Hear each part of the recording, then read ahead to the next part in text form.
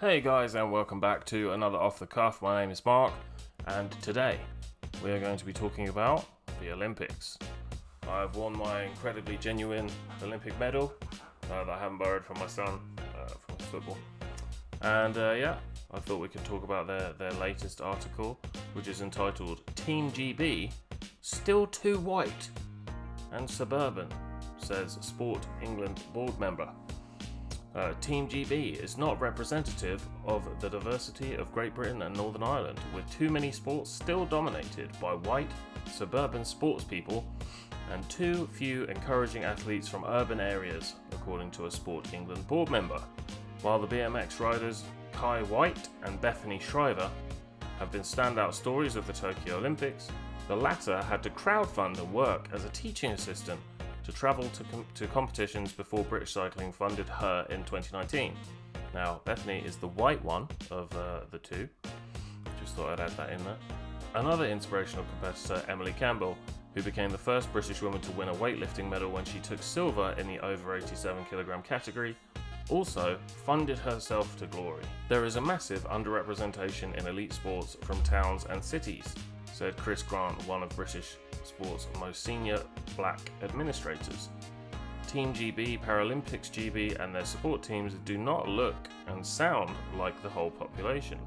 That is absurd, but I think the challenge is that people don't think it's absurd. The Tokyo Olympics and Team GB's lack of dominance in some of its traditionally preferred sports has raised questions about funding a model that has been described as brutal but effective. For example, Team GB rowing, which currently has only 2 non-white athletes, received 25 million in the last Olympic cycle from UK Sport, yet produced only 2 medals, 1 silver and 1 bronze. Sally Munday, the chief executive of UK Sport, said Tokyo had already produced incredible role models for diversity, with the games hailed as the Rainbow Olympics, while Team GB took more women than men for the first time, and Alice Deering made history by becoming the first black woman, I believe she's half white, to swim for Great Britain. Grant has spoken previously about structural racism in British sport that is so deep and pervasive it amounts to a kind of apartheid. Apartheid?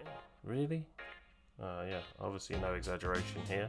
There is overt racism through sport and activity at every level. Of course there is. Sport has a massive heritage of exclusion, he said, adding that until 1948, a British boxing champion had to prove they had 2 white parents. Well, that's 70 years ago. I wonder if any Chinese people have to prove they have... No, probably not. Transforming the composition of the UK's Olympic and Paralympic teams to reflect the population is not only good for sport, he said. If we can fix some of these problems in sport, then that genuinely provides a model for how they can be fixed in other areas of society. Totally. And then at the end, it doesn't go quite how The Guardian probably thought it would. Overall, 86% of Team GB athletes in Tokyo were white. Munday acknowledged some sports had more work to do than others to reflect modern Britain. So, guys, 86% of the team was white? Craziness. Except for the fact that at the recent census, it showed that exactly 86% of the country was white. I just find this insane. I feel like most people, whether they're black, white, brown, whatever religion they are, if they're a sportsman or a sportswoman, they're just happy to do it. They just want to be involved. If they can get involved, then all good. I really don't think people are making as much of a deal about this as the sort of upper middle class white people that write for The Guardian. And it drives me insane. But there we go. 86% were white, and 86% of the population is white. So I don't really know what you want us to do, and everybody knows the meme of the boardroom that is all women, and it says, "Finally, we have achieved diversity." Thanks for watching. I'll see you next time, and I will see you soon.